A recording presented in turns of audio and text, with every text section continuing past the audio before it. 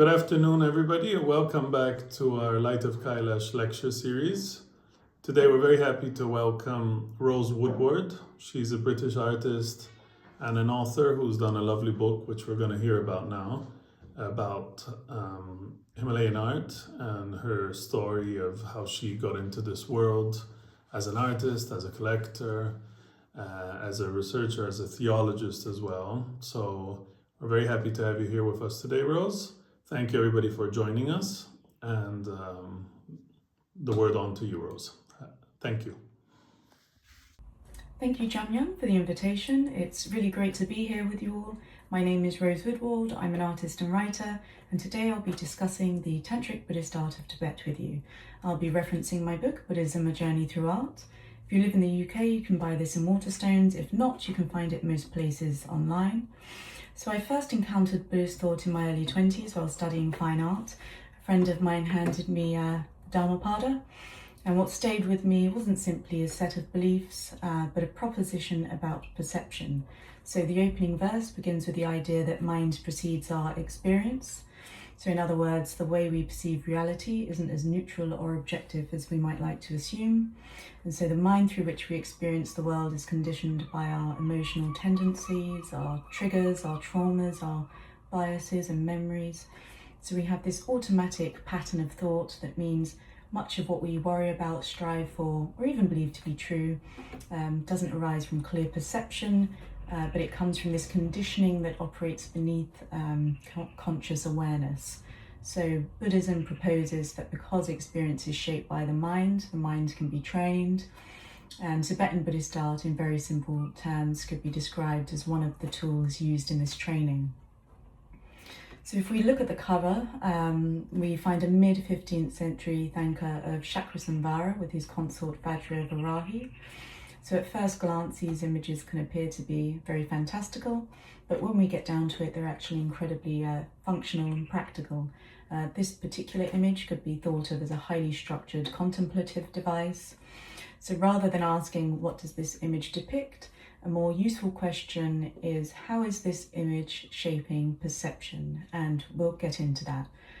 But before we look more closely at the images themselves, it helps to understand something about the cultural context in which they emerged. So one point that scholars of Tibetan art often make is that pre-modern Tibet didn't separate art from religious practice in the same way modern Western society tends to do. So Tibetans certainly had words for painting and sculpture and craft, but sacred image production was really the goal, and the modern category of fine art isn't something that would neatly map into traditional Tibetan understandings. So the creation of sacred images was generally regarded as a form of religious activity, merit-making or devotion, and so in that sense what we might call art was often understood as something closer to sacred craft or spiritual practice.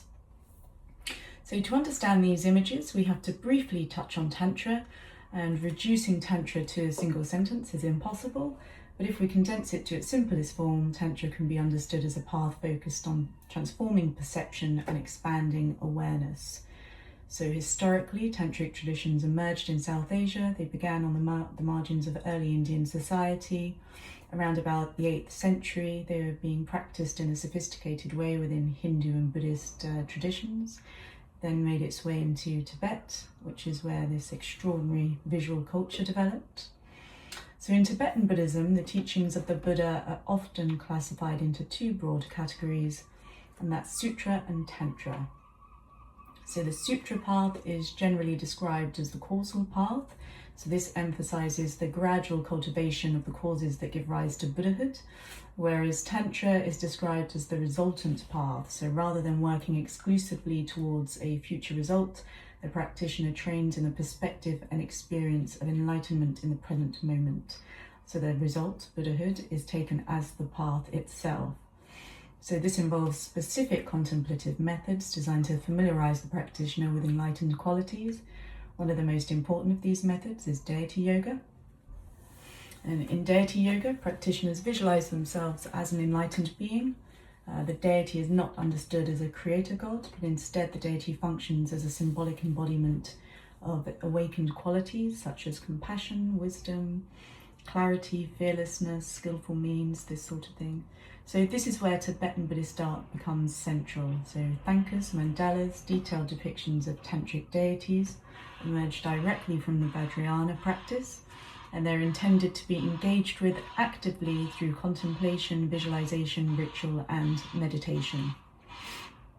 So rather than merely illustrating philosophical ideas, they transform abstract concepts into forms that can be experienced. So compassion might become a form, enlightenment might become a landscape that can be entered and inhabited through meditation. So in Tibetan art, it functions within ritual systems, and these rituals structure perception.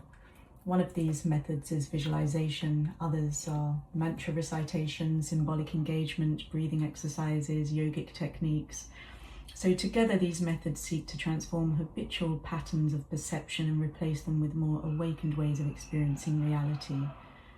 For newcomers, Tibetan tantric art can feel quite overwhelming. It's very colourful and the iconography is very complex, the symbolism is very dense, and if we look at this beautiful 14th century mandala from Tibet, every figure within the mandala holds multiple objects or weapons. They're standing within this very elaborate cosmic architecture. So it's fair to say that Tibetan Buddhist art resists the passive viewing you might find in, say, Japanese Zen Buddhism, which generally favours visual reduction. So if we think of the Japanese enso, a single meditative brushstroke forming a circle, and then we compare it to maybe a Tibetan mandala, the reason tantric images appear to be so dramatic and complex is because they're compressing entire philosophical systems into a single composition, or they're usually trying to translate a lot of knowledge within one image. So the word mandala comes from Sanskrit and is often translated simply as circle, although its meanings are much richer than that. So historically, mandalas originated in India, and as Buddhism spread across Asia, the mandala tradition evolved in different ways, eventually becoming particularly elaborate within Tibet. Mandalas are not unique to Buddhism, however. These circular sacred diagrams appear in many cultures and religious traditions. One might even think of the great rose windows that we can see in our Gothic architecture in European cathedrals. These are mandalas, although they emerge from entirely different theological systems. But nevertheless, when most people hear the word mandala, they tend to imagine the Tibetan Buddhist form. So within Tibetan Buddhism, mandalas function primarily as supports for meditation and visualization practice. Across cultures, they share certain structural features, and that's a central point, radial symmetry, repeating geometric forms, and layered organization. There's a movement from the outer edge towards an inner center. In this example, we're looking at 4 Hevajra mandalas contained within a single thangka as part of the Vajrabali cycle. So although each mandala has its own specific details, they share common visual structures, and that's around the outside we encounter a series of concentric rings. This creates both symbolic and ritual boundaries. The outer ring we see here is a ring of fire, and these flames represent purification and transformation. They signify the burning away of ignorance and all mental states that obstruct awakening. Traditionally, the fire ring also marks the threshold between ordinary space and sacred space. So inside the flames, we encounter a Vajra ring. This symbolizes the indestructibility of the mandala. It seals it as a protected and consecrated space. Within that is the lotus ring. And the lotus is one of the most important symbols in Buddhism because it grows from muddy water, yet emerges unstained to the surface. So it's the perfect metaphor to symbolize purity arising within samsara itself. As Thich Nhat Hanh beautifully expressed, no mud, no lotus.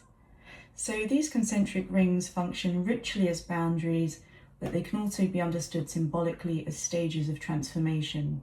So they illustrate what happens to consciousness as it moves closer to awakened awareness. In some Hevajra commentaries, the 4 gates of the mandala are associated with doctrinal structures such as the 4 joys or the 4 moments, described within highest Yoga Tantra. So different commentaries interpret these correspondences in different ways, so it's important not to treat any single interpretation as universal. So in other words, the iconography of the mandala isn't fixed across the board, but what remains consistent is the idea that the gates represent thresholds. So they mark a transition from ordinary perception towards increasingly refined states of awareness. Beyond the gates lie the palace, and at one level this is the celestial residence of the deity. At another level it can be understood as representing aspects of the practitioner's own psychophysical experience. So within Hevajra practice, the palace is associated with great bliss. This is generated through tantric yogic methods. The bliss referred to isn't ordinary pleasure, but it's the profound meditative state known in tantric Buddhism as great bliss. And this is united with the realization of emptiness. Because Hevajra belongs to the Yogini Tantra class, this bliss is not understood as separate from desire, but one of the distinctive features of these traditions is the idea that desire is transformed and integrated into the path rather than rejected. Hevajra is one of the principal yidams of or meditational deities of highest Yoga Tantra. So a yidam is not a creator god, it's an enlightened form visualized in meditation. Practitioners identify with the deity in order to cultivate and recognize awakened qualities already present within the mind. So Hevajra is often depicted with multiple faces and arms. He's in union with a consort, which symbolizes the inseparability of wisdom and skillful means. He also represents the transformation of ordinary sensory experience into enlightened awareness. One of the most striking features of these mandalas is the presence of the 8 charnel grounds. So these appear around the perimeter of the mandala as landscapes populated by corpses, funeral fires, jackals, vultures, dancing dakinis, wrathful beings. And so to modern audiences, this iconography can feel quite unsettling because we're confronted with death, decay, and reminders of impermanence in a way many contemporary cultures prefer to avoid. So at one level, these scenes refer to actual cremation grounds found in India. Historically, such places existed on the margins of society beyond the boundaries of ordinary social life, and they were associated with death, transience, and encounters with reality most people preferred not to face directly, so practitioners would meditate in these places. If you were rich, you would have been cremated. If not, your body may have been left for the jackals and vultures. So at one level, they reflect the physical charnel grounds. At another, they function symbolically. So within Tantric Buddhism, they can represent states of consciousness in which familiar assumptions begin to dissolve. So they're places where attachment, fear, desire, identity, and aversion are no longer comfortably ignored. So in this sense, the charnel grounds aren't just physical locations, they're psychological and spiritual landscapes. One of the central insights of Tantra is that what we would ordinarily reject can itself become part of the path. So experiences that are uncomfortable, frightening, or culturally taboo are not necessarily excluded from practice. Instead, they might be examined, transformed, and integrated. So this doesn't mean indulging destructive impulses, rather it means understanding them. So the charnel grounds therefore function as places of confrontation and transformation. They remind practitioners of impermanence and challenge the attachment to the body and identity and to fixed ideas about reality. In Hevajra practice, the charnel grounds are not merely reminders of death, they form part of a carefully structured symbolic environment in which difficult experience becomes opportunity for insight. So fear is not denied, desire is not denied, mortality is not denied, they're brought into awareness and transformed. So in that sense, the charnel grounds are active places of practice. What ultimately matters the most is what lies in the centre of the mandala. And within initiation rituals associated with the Hevajra tradition, specific manifestations of Hevajra are invited into the mandala and engaged with through visualization. So the practitioner imagines entering through one of the gates. They encounter deities and symbolic forms in a prescribed sequence, and gradually ordinary perception is replaced by purified perception. Finally, the practitioner arrives at the centre and identifies with the enlightened reality reflected there. So the mandala can therefore be understood as a map, not in the geographical sense, but as a map of transformation. So it presents a structured movement from confusion to clarity, from ordinary awareness to enlightened awareness, and more broadly, it can be understood as representations of both the macrocosm and the microcosm. So the mandala depicts the structure of a sacred universe while simultaneously reflecting aspects of the practitioner's own mind and experience. So the outer universe and the inner universe mirror one another. The vast cosmos and the individual consciousness become reflections of a single underlying reality. So you could think of it, the mandala, as representing the tiniest atom and its relationship with the vast infinite nature of the cosmos and ultimate reality. This particular group of mandalas belongs to the Vajravali cycle, which is a system compiled by the Indian scholar Abhiyakaragupta in the 11th centuries. Abhiyakaragupta played a significant role in systemizing tantric ritual traditions in late Indian Buddhism, and his work became enormously influential and was later transmitted to Tibet. The examples we're looking at here were commissioned in Tibet under the patronage of Norchen Gangpa Zangpo, who was an important scholar and religious figure of early 15th century. So this is a very, very important mandala. Every element within these mandalas carries symbolic meaning. The colours, architectural forms, gestures, deities, offerings, the directional arrangements, they all become objects of contemplation. And as practitioners meditate upon the mandala, they're not simply observing an image, they're engaging with a structured symbolic universe designed to reveal the interconnectedness of the nature of reality. So through sustained contemplation, the practitioner gradually develops insight into the interdependence of all phenomena. And from that insight, according to Buddhist thought, compassion naturally arises. So in other words, I am connected to all phenomena is connected to me, so therefore I can cultivate compassion for myself and for others, which is arguably the main teaching of all of the Buddhist schools. So as the practitioner progresses towards the centre of the mandala, the image encodes a transition, ordinary perception, purified perception, and eventually enlightened awareness. So at this point, it's worth briefly mentioning the psychologist Carl Jung. He became deeply interested in mandalas during the 20th century.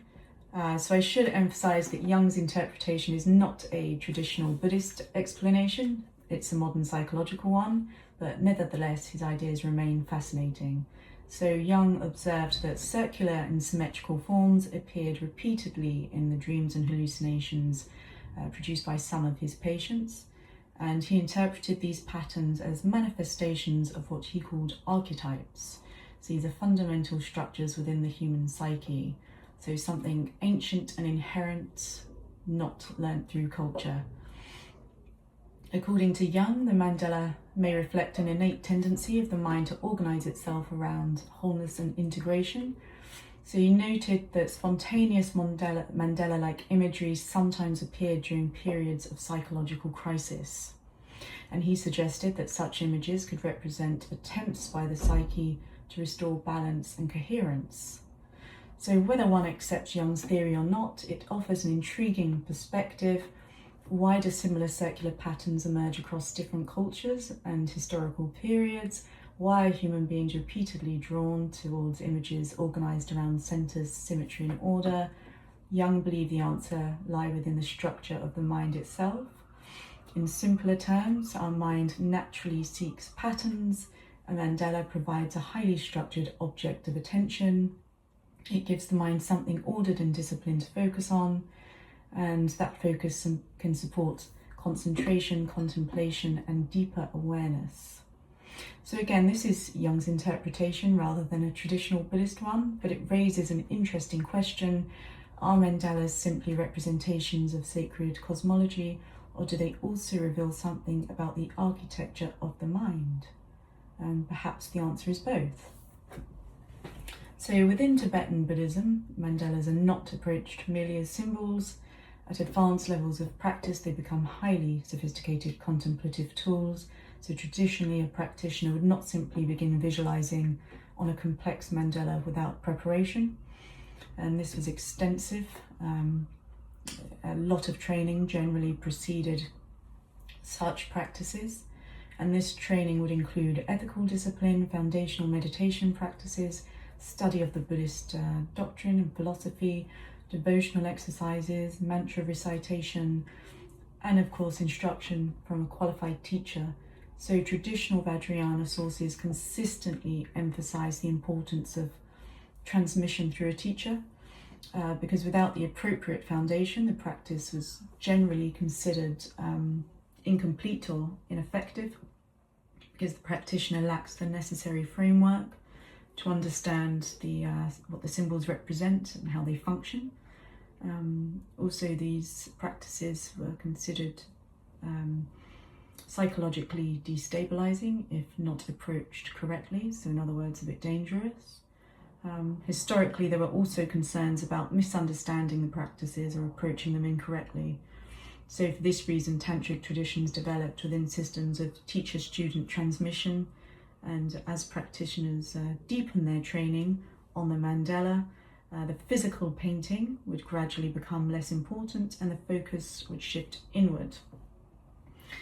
So every deity, every architectural detail, colour, symbolic object would become internalized. At that stage, the mandala would no longer be viewed, but it would be inhabited. So the practitioner no longer stands outside the mandala looking in, they enter it. And in advanced visualization practices, the distinction between observer and observed begins to dissolve. So a useful distinction is outer mandalas and inner mandalas. The outer mandalas are the physical objects, so the sand mandalas, the sculptures, the paintings, and the inner mandalas are visualized. So they arise within meditation itself. So although both are important, many Vajrayana traditions regard the internalized visualization as the deeper practice. But whether outer or inner, mandalas serve multiple functions. They're used during initiation, ritual, meditation, and as teaching devices. But most importantly, they function as systems for organizing perception and experience. So it's not merely an image, it's a process. Another fascinating example of mandala practice appears in the form of initiation cards known as thangkas. So the examples reproduced on page 57 of the book are here. Each card depicts a specific deity or ritual element associated with a larger mandala system. When assembled together, the individual cards form a complete sacred arrangement. During initiations, teachers would place the cards one by one in front of the disciple, and gradually it would construct the entire ritual universe. So it would form a complete mandala in an almost square formation. The central area would include the principal Buddhas or deities, while surrounding figures would occupy designated positions around the perimeter. So thangkas cards were remarkably practical, portable, durable. They could be transported between monasteries and remote communities easily, and as a result they became important teaching and ritual tools throughout the Himalayan world. The particular example here was painted by a Nepalese artist, and this brings us to another important aspect of Tibetan Buddhist art. So although we often speak of Tibetan art as a distinct tradition, it emerged through centuries of cultural exchange. Indian, Nepalese, Chinese, Central Asian and Tibetan influences all contributed to its development. Among these influences, the contribution of newer artists from the Kathmandu Valley was particularly significant, and this is because many of the finest Tibetan paintings and sculptures produced between the 13th and 15th centuries were either created by newer artists or strongly influenced by the newer traditions. And this wasn't because Tibet lacked a artistic tradition of its own, but it was because the newer artists were regarded as the most accomplished Buddhist image makers in the Himalayan region. They possessed highly sophisticated traditions of painting, sculpture and metalwork, and Tibetan patrons recognized their expertise. And as monasteries expanded and the demand for religious imagery increased, it was the newer artists who were frequently commissioned by Tibetan institutions. Some travelled directly to Tibet, others trained Tibetan artists, but the result was a rich artistic dialogue that profoundly shaped the visual culture of Tibetan Buddhism.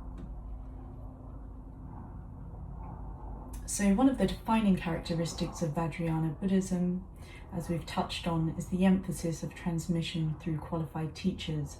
And this has often been described as secrecy, although that's a bit misleading because it wasn't secretive for the sake of it. Rather, traditional teachers generally maintained that certain practices required preparation, context, and proper instruction.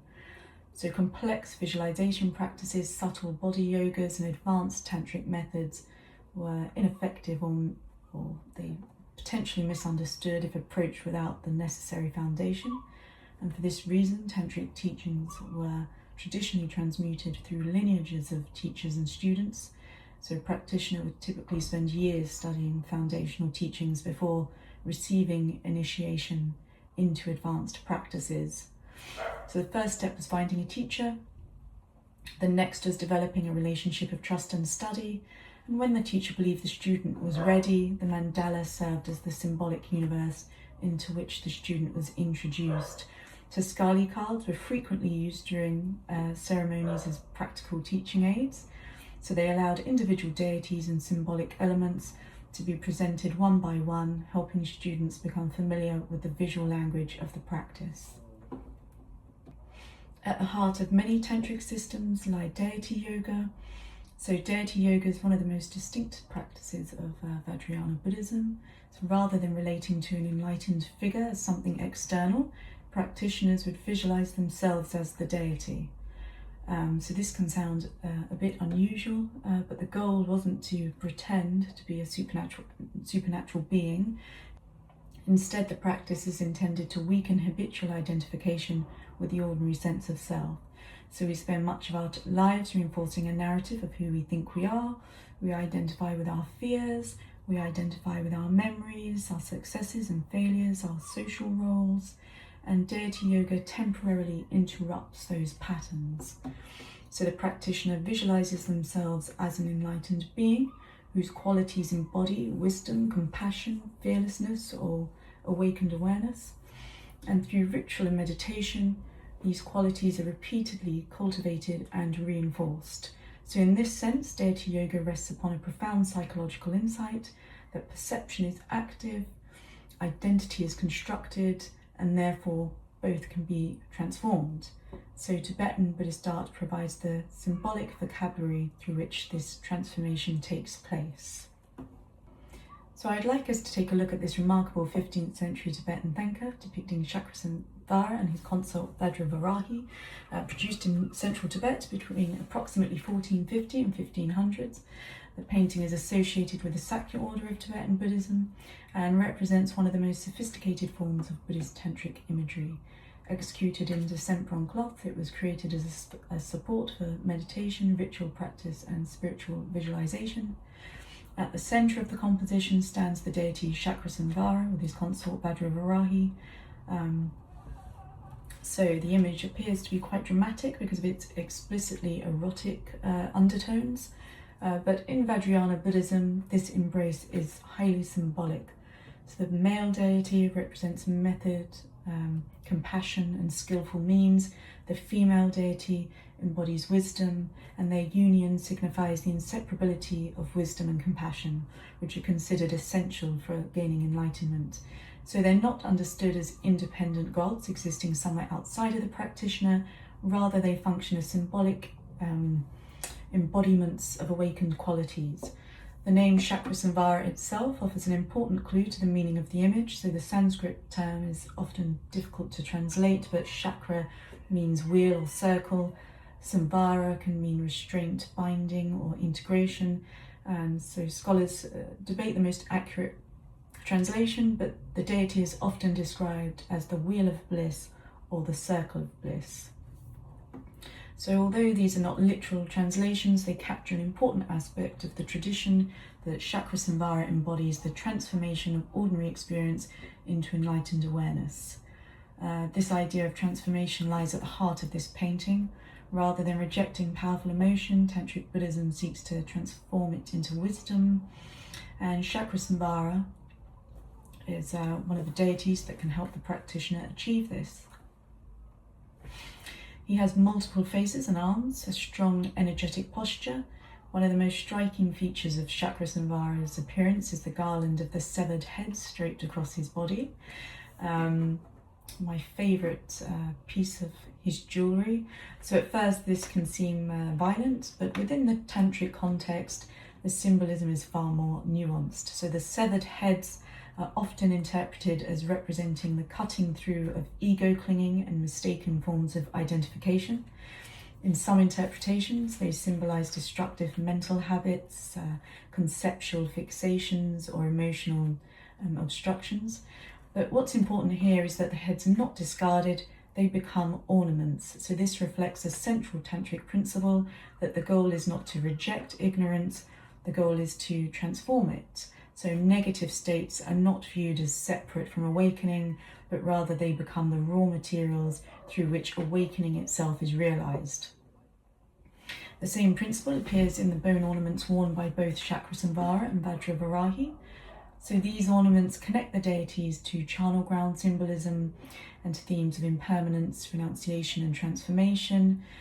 Different lineages sometimes emphasize different interpretation for tantric iconography, but what remains consistent is the broader message that the body is not denied, death is not denied, impermanence is not denied. Instead, they become markers for insight. Vajravarahi's attributes reinforce these themes. One of her most important implements is the ritual flaying knife. So the knife symbolises the cutting through of illusion, ignorance and ego clinging. So it's not a weapon directed outward, it's directed towards delusion. In her other hand, she holds a skull cup. The skull cup is one of the most important ritual symbols in Tantric Buddhism. Frequently contains blood, nectar or symbolic offerings, and its significance lies in transformation. So things that would ordinarily be regarded as impure become vehicles for wisdom. So the negative emotions and ego clinging is cut away with the flaying knife and then transformed via the skull cup. So the skull cup therefore embodies the tantric principle that awakening is achieved not by rejecting experience, but by transforming one's relationship to it. And when these implements are shown crossing the body of Chakrasamvara, they do more than identify the deity, they create a visual statement. So Vajravarahi completely cuts through the visual field of Chakrasamvara's blue body in a very active, energetic pose. So this is because wisdom is active, transformation is active, and so her kind of dynamic posture reflects this. It's saying that awakening is something enacted rather than merely possessed. So if we go back to the skull garlands and severed heads, even the distinction between the two can be quite meaningful. So skulls tend to emphasize mortality, emptiness, and what remains after identity is dissolved, whereas the freshly severed heads, by contrast, retain identity. So they suggest that the process of transformation is ongoing, so ignorance is not overcome once and for all, it's repeatedly transformed. So the imagery therefore functions as an expression of the spiritual practice, that ignorance is repeatedly recognized and transformed in order to reach a higher stage of consciousness. The iconography of this particular thangka is exceptionally rich, so Chakrasamvara holds many ritual implements. This includes the Vajra and bell, symbols of compassion and wisdom. He embraces Vajravarahi, while trampling two figures beneath his feet. The blue is Belrava and the red is Kalarati, and these are deities associated with the Hindu tantric traditions. So this expresses the supremacy of Buddhist tantric realization, but it also reflects the close historical relationship between Buddhist and Hindu tantra in medieval India.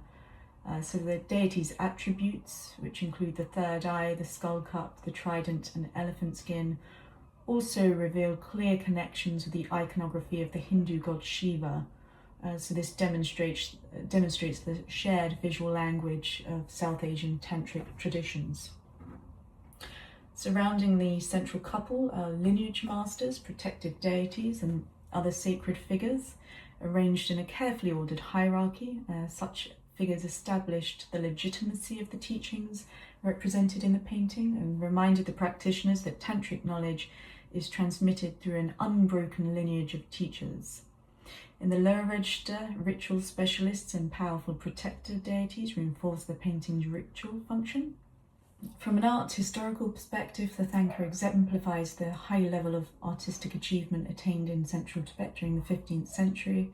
The precise line work, the vivid colours and balanced composition reveal the influence of early Indian and Nepalese artistic traditions while expressing a distinctly Tibetan vision. The fiery aureole surrounding the central figures heightens the sense of spiritual energy and focuses attention on the divine couple as the source of enlightened power. Most importantly, this painting was intended to be used. So for a tantric practitioner, through meditation, they would identify with the deities, visualizing the transformation of ordinary perception into awakened awareness. More than 500 years after its creation, this thangka remains a powerful expression of Tibetan Buddhist thought, so it unifies philosophy, ritual, artistic mastery. Through the figure of Chakrasamvara, or Wheel of Bliss, with his union, Vajravarahi, the painting presents a central insight of Vajrayana Buddhism, that wisdom and compassion, bliss and emptiness are ultimately inseparable aspects of enlightenment. Now, if we turn to pages 42 and 43, we encounter one of the most extraordinary paintings in the book. This is Mahakala, protector of the tent, a monumental Tibetan thangka dating to around 1500 and now housed in the Metropolitan Museum of Art. The painting measures well over 1.5 meters in height, and its scale alone suggests that it was intended for an important ritual or communal monastic context. So the subject's Mahakala, one of the most important Dharmapalas or protector deities in Tibetan Buddhism. At first glance, he can appear quite terrifying. He's very fierce, he's wrathful, he's surrounded by flames, he tramples a poor man beneath his feet. Yet within Buddhist thought, wrathful deities are not expressions of hatred or aggression, but they're interpreted as manifestations of enlightened activity. So scholars sometimes use the phrase wrathful compassion to describe this idea. So the fierce appearance symbolizes the forceful removal of ignorance, attachment, and obstacles to awakening. So compassion remains. It's just taking on a wrathful form.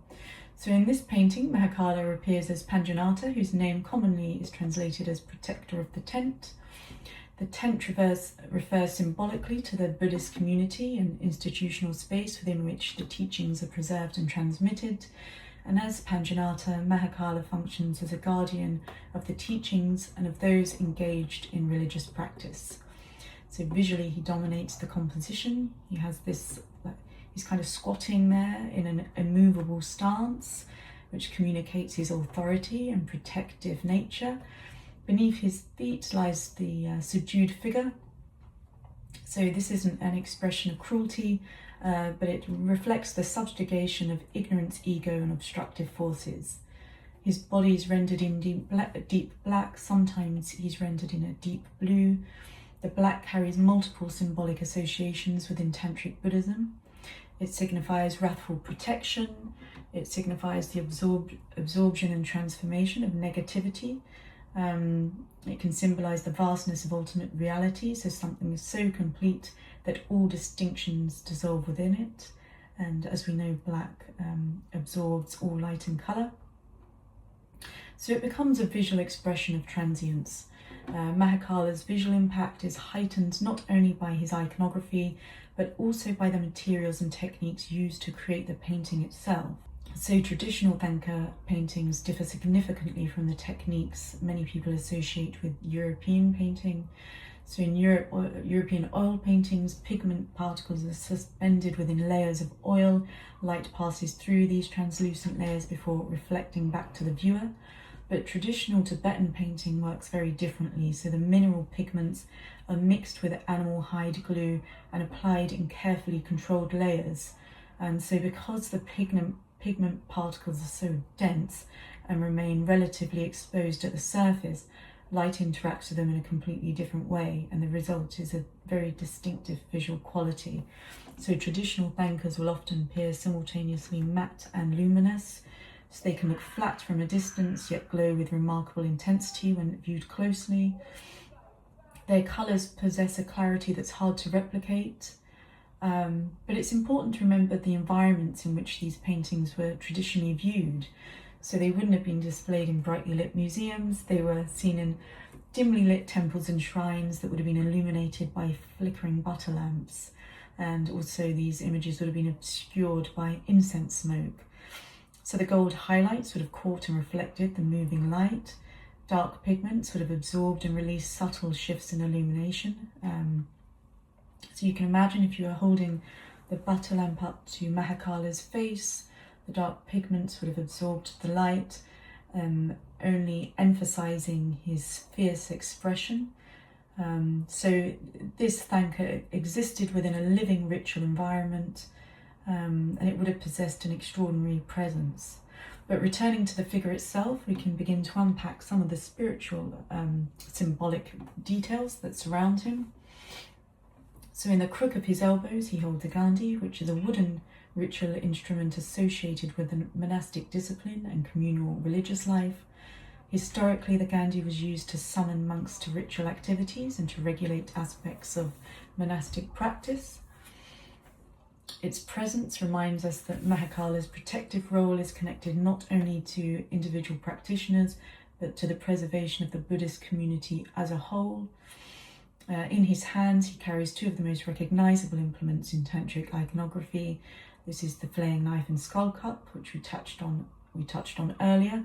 So the flaying knife appears throughout Vajrayana art, and as with Vajravarahi's knife, it symbolizes the cutting through of delusion, attachment, ignorance and ego clinging. It's directed towards confusion rather than an external enemy. The skull cup functions as the vessel for transformation. So within tantric symbolism, it frequently contains offerings, nectar or substances that represent the transmutation of ordinary experience into enlightened wisdom.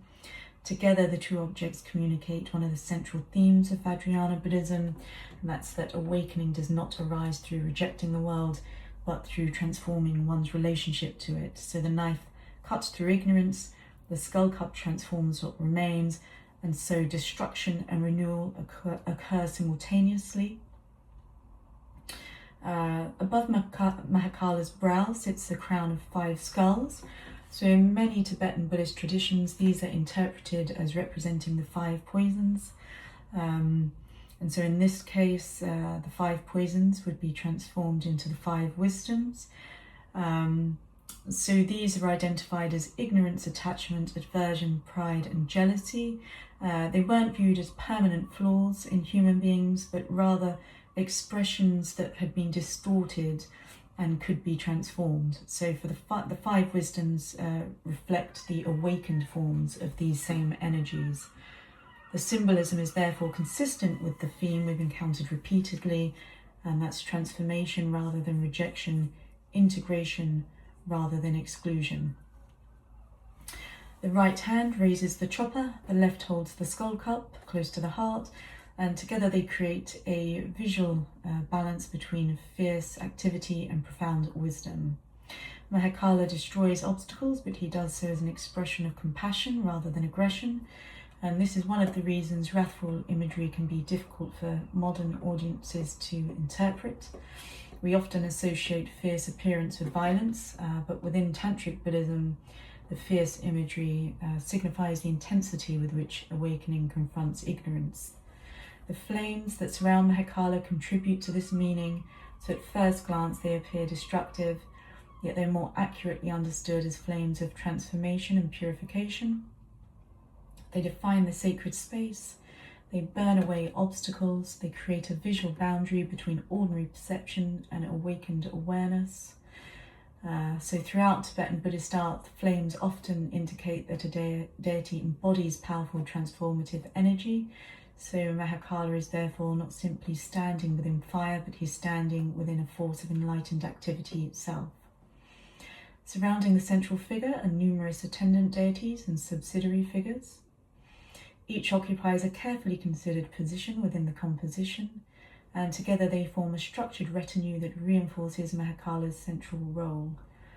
So among them is Palden Lama, one of the most important female protective deities in Tibetan Buddhism. Like Mahakala, she appears in wrathful form. Her fierce appearance should not be understood as malevolence, but it reflects her protective function.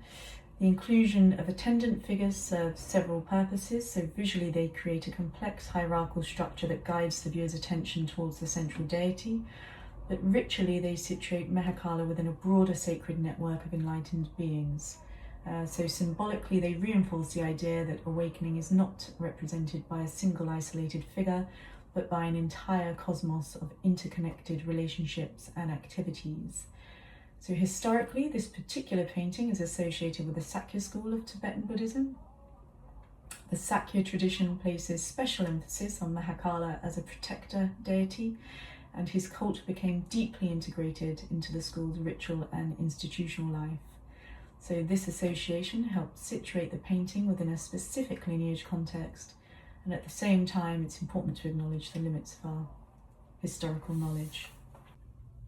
So if we turn to page 27, we have an 18th century Tibetan painting known as Guru Dragpo, Padmasamvara's Fierce Emanation.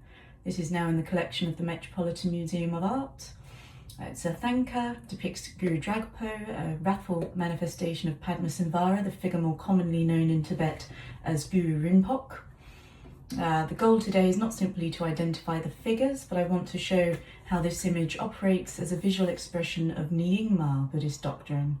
So to understand the painting, we need to examine its composition, and let's begin with the most obvious feature. That's the central figure of Guru Dragpo, whose name can be translated roughly as wrathful guru or fierce teacher. He's the manifestation of Padmasamvara, the Indian tantric master who occupies a foundational position in Tibetan Buddhism. According to Tibetan tradition, Padmasamvara came to Tibet during the 8th century at the invitation of King Trisong Ditsen and played a crucial role in establishing tantric Buddhism there. So he later became the central saint of the Nyingma school, which is Tibet's oldest Buddhist tradition. So what's important for understanding this painting is that Tibetan Buddhists didn't view Padmasamvara as merely a historical teacher, but over centuries he developed into a vast sacred figure manifested in numerous forms. So sometimes he was peaceful, sometimes he was royal or scholarly, and other times he was wrathful, and Guru Dragpo belongs to his wrathful category. In the Nyingma traditions, Guru Dragpo functioned as a powerful protector and meditational deity associated with the forceful removal of obstacles. So the iconography immediately identifies him. One thing to note is his size. So his body dominates the composition. He appears massive and corpulent. He has a very big belly there. He occupies most of the pictorial space, and the scale difference between him and the surrounding figures is intentional. So in Tibetan painting, size often indicates spiritual importance rather than the physical reality.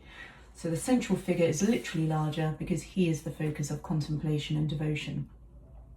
His appearance is carefully constructed according to established iconographic conventions.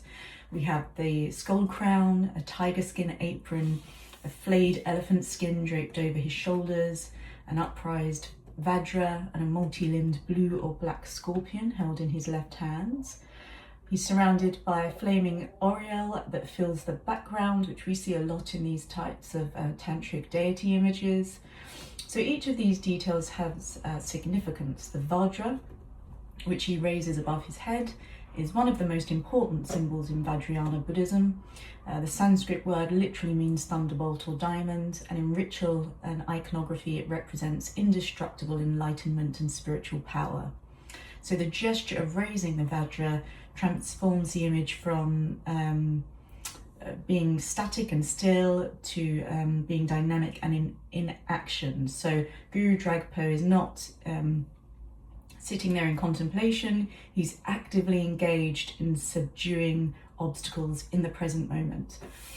Perhaps the most unusual attribute is the scorpion, and this is something we don't see too often in Buddhist iconography, so you notice it immediately. The black or blue scorpion appears repeatedly in depictions of Guru Dragpo and is regarded as one of his defining attributes. So in tantric symbolism, the scorpion is associated with the destructive power directed against spiritual obstacles and hostile forces. It visually reinforces Guru Dragpo's role as a fierce protector.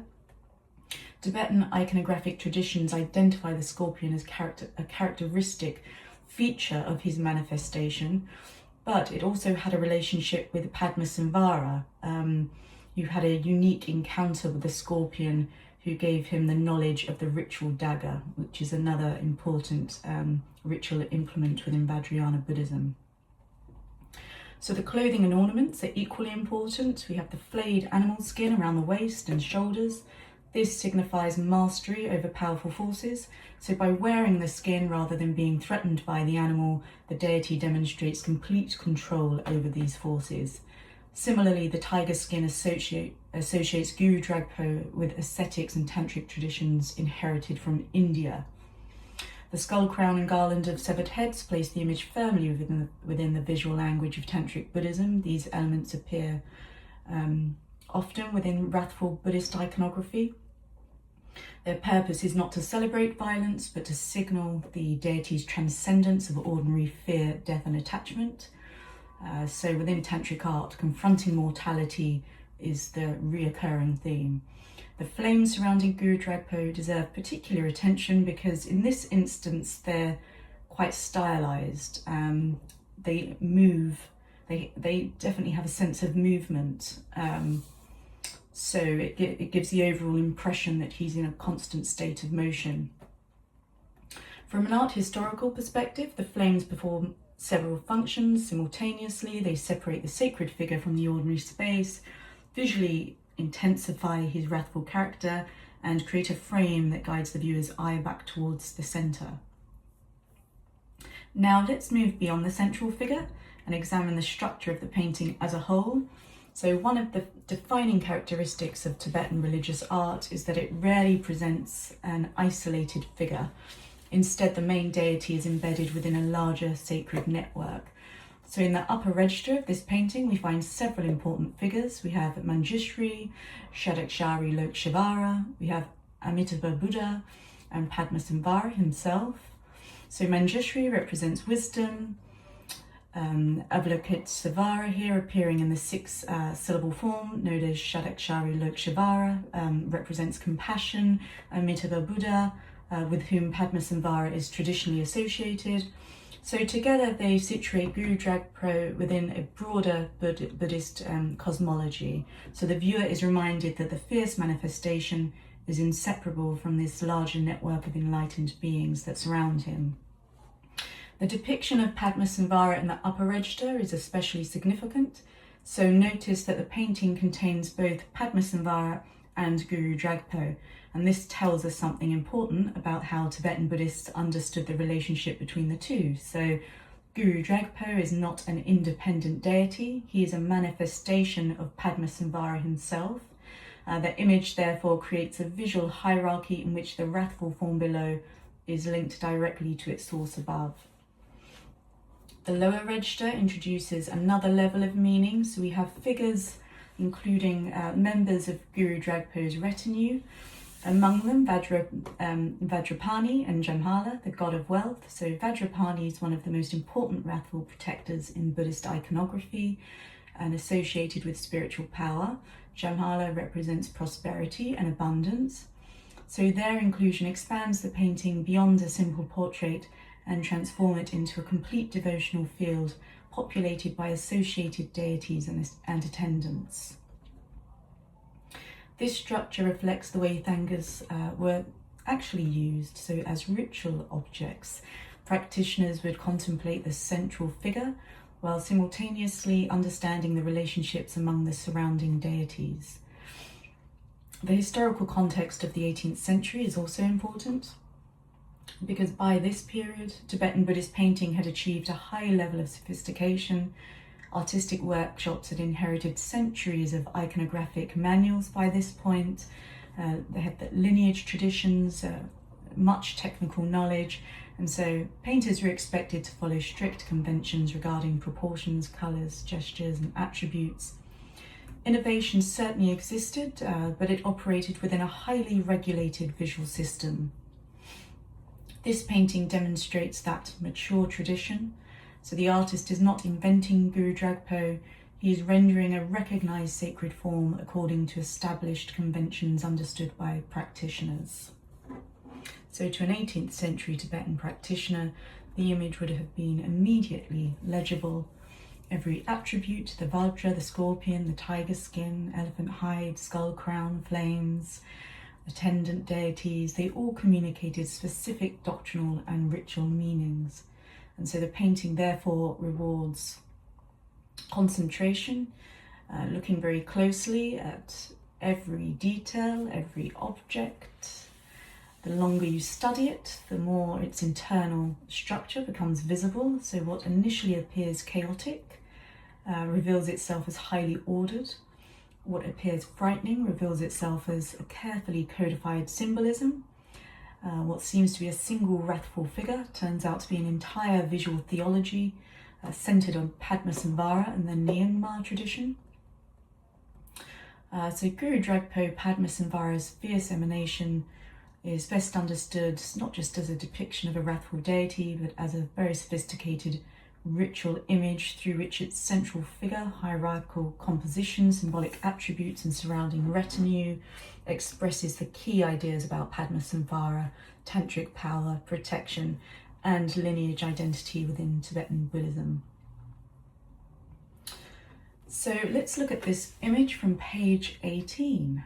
This is the Wheel of Life, known in Sanskrit as Bhavachakra.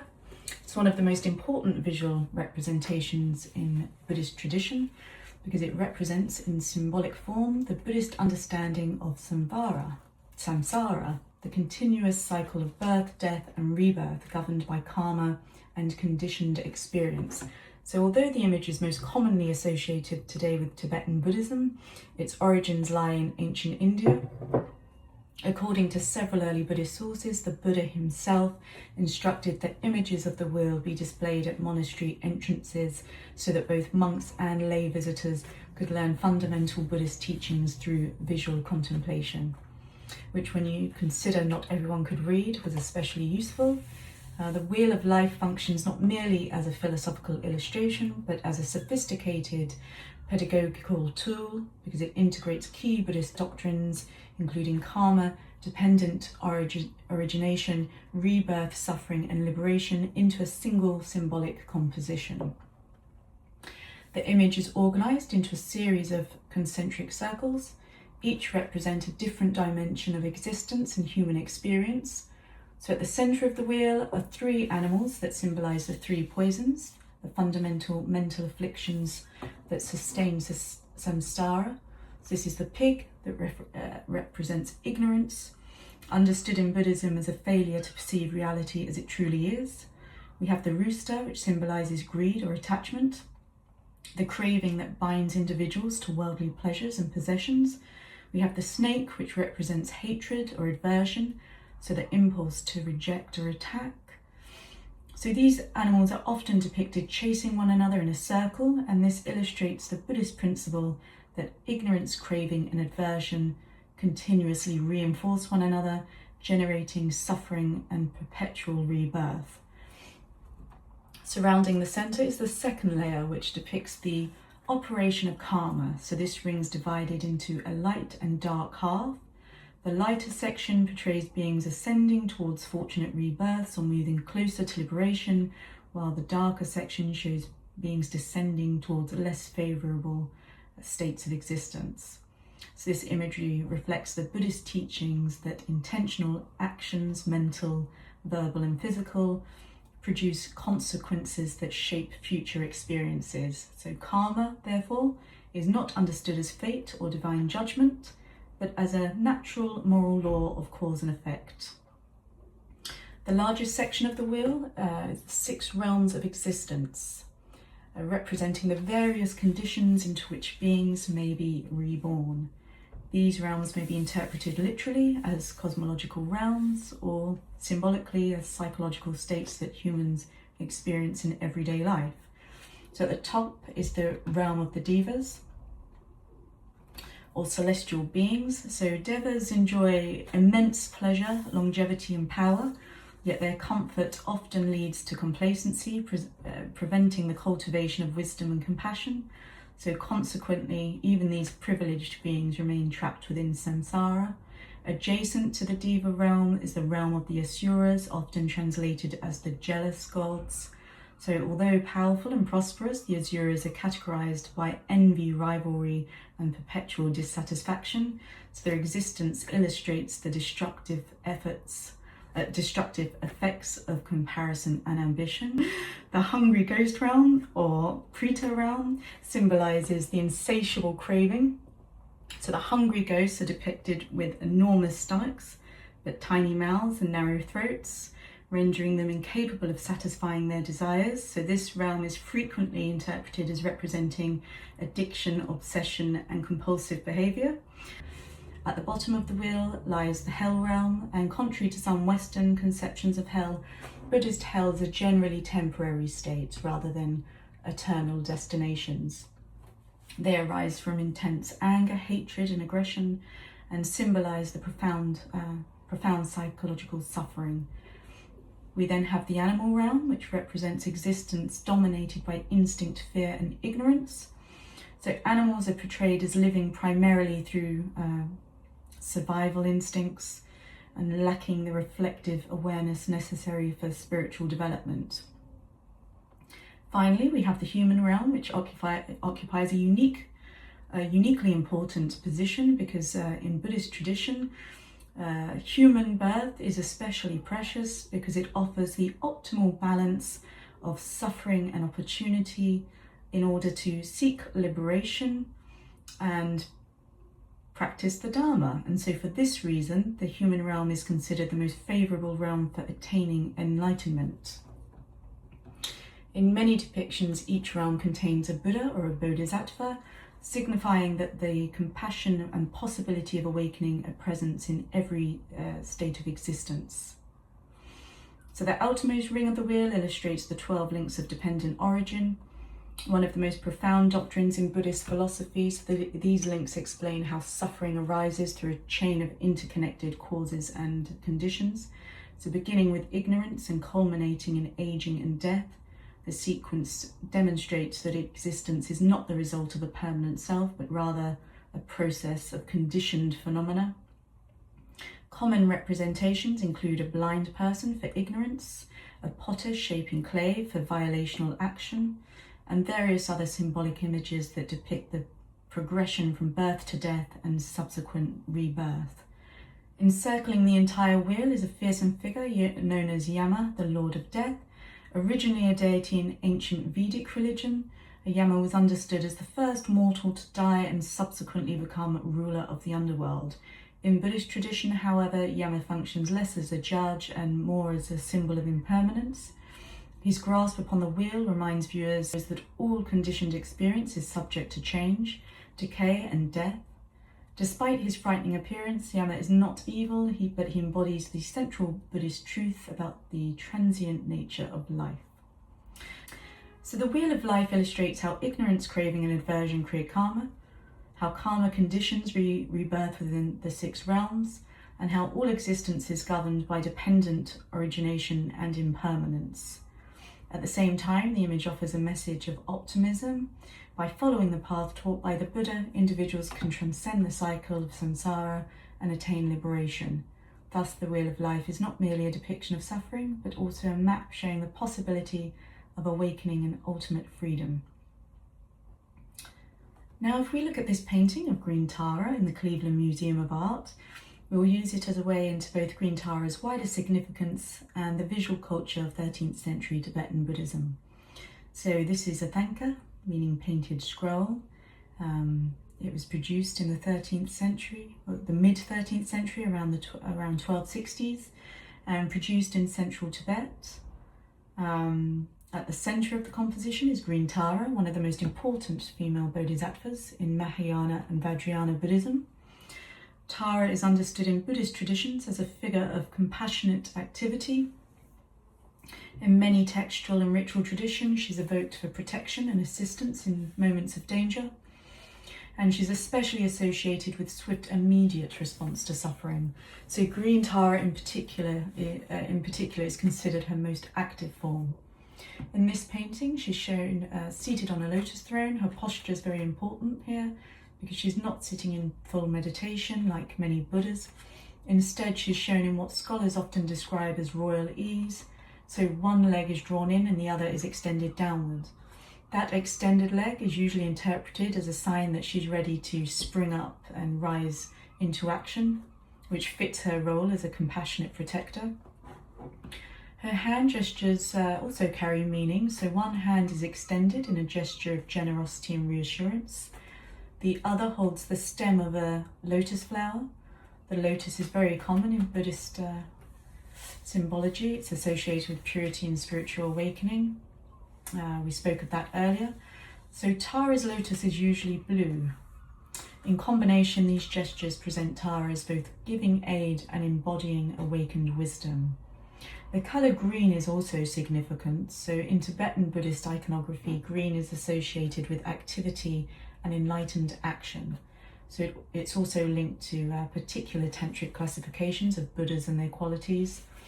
If we step back from the central figure, the painting's filled with a highly detailed sacred environment. There's subsidiary figures, many decorative elements, carefully structured space that frames Tara as the focal point of devotion. But these surrounding elements are not just background decoration. They help construct a complete visual world in which the deity is present and accessible. So one particularly important feature is the small monastic figure located beneath Tara's right hand. So this little figure here represents the donor or commissioner of the painting. And this is important because it reminds us that thangkas were almost always commissioned objects. They were made through patronage, and commissioning a painting like this was itself a religious act because it was intended to generate merit. On the reverse of the painting, there are inscriptions including Tara's mantra. So in Tibetan Buddhism, mantras are not just labels or texts, they're considered active sound expressions of enlightened qualities. So the presence of the mantra means the painting is not only visual, but it's also tied to recitation and ritual practice. So image and sound work together. And now stepping back from this specific object, it helps to situate Green Tara more broadly in Buddhist traditions.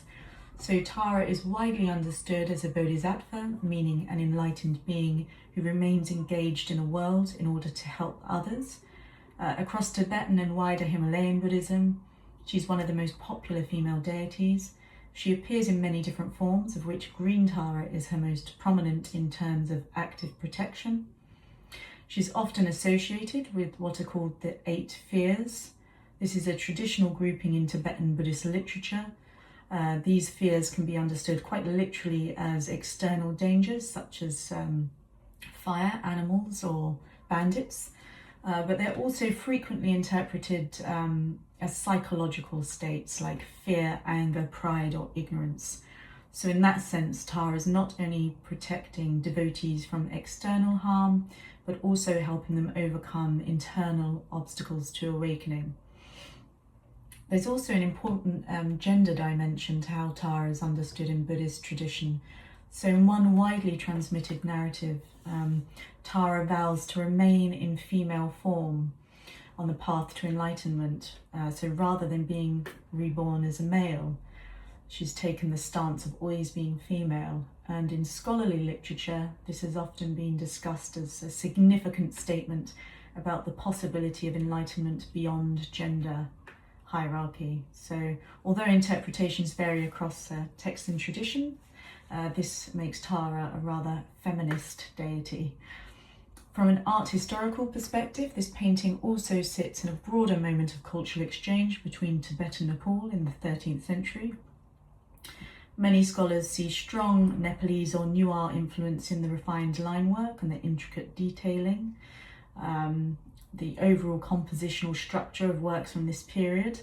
So the artist Aniko, a Nepalese figure who later worked under the Yuan dynasty in China, is often associated, at least in scholarly tradition, with this type of painting. So it has been attributed to him, although we can't be absolutely certain. What's especially striking here is how integrated all of these elements are. What's especially striking here is how integrated all of these elements are. So the painting is at once a devotional image, it's a commissioned object, it's a site of mantra inscription, and it's a carefully structured representation of a deity. Every element participates in a system in which seeing, remembering and reciting are all part of practice. So when we look at this green Tara thangka, we're not just looking at a representation of a goddess, we're looking at a working object within Tibetan Buddhist life, a visual support for devotion, protection and the cultivation of compassion. And it's precisely that combination of artistic refinement and ritual function that makes this and the other artworks discussed such important examples of Himalayan Buddhist culture. So that's all I have time for. Thank you so much for listening. I hope you've taken away something interesting. All of the images that I spoke about today are in my book, Buddhism: A Journey Through Art, which, as I said, you can find most places online. If you're on social media, please follow me at Woodward Art on Instagram. Thank you again, Yum Yum, for having me, and I hope to be back soon.